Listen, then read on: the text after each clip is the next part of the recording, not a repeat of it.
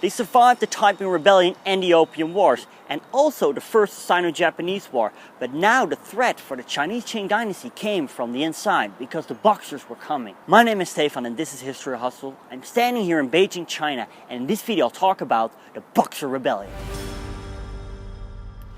The Qing dynasty was in a process of decline. After the lost Opium Wars and many unequal treaties, the Western traders got richer and richer at the expense of the Chinese, who got poorer and poorer. And this left major resentment among Chinese. In 1899, an anti-Western movement called the Yìhéquán, also known as a harmonious and righteous fist, was founded. The Western called this movement the Boxers. They exercised many fighting skills with their bare fists, knives, and spears. Their goal was to purify China from Western imperialism. From that point on, the Qing Empress dowager Cixi had to make a decision whether to support the Boxers in an effort to get rid of Western imperialism or to rebel against them. She chose the first option and joined the Boxers. The Boxers then attacked the countryside. Many Chinese Christians were killed, and they looted and plundered on a large scale. Also, missionaries became the victim of the Boxers. For example, the Dutch bishop Ferdinand Hamer.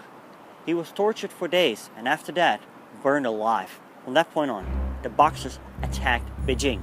Now, inside Beijing, there were legislations according to the agreement after the Opium Wars. All these Western legislations were focused in one quarter. The Boxers now tried to attack this quarter. Inside the quarter, there were Westerners, but also thousands of Chinese Christian refugees and a handful of soldiers. A German diplomat who tried to negotiate was killed by the Boxers.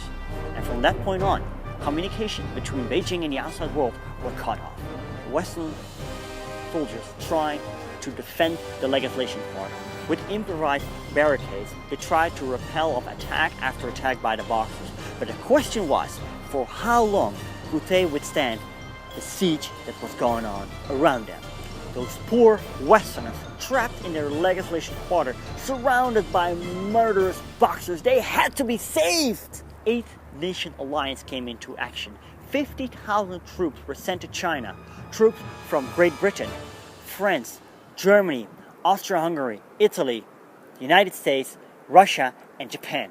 They were joined by Qing troops, which were led by the Chinese general Yuan Shikai, who rebelled against the orders of his empress. They marched from Tianjin to Beijing, where they stormed the city walls and attacked the building behind me. Mid-August, the legislation quarter was relieved. The Westerners were saved.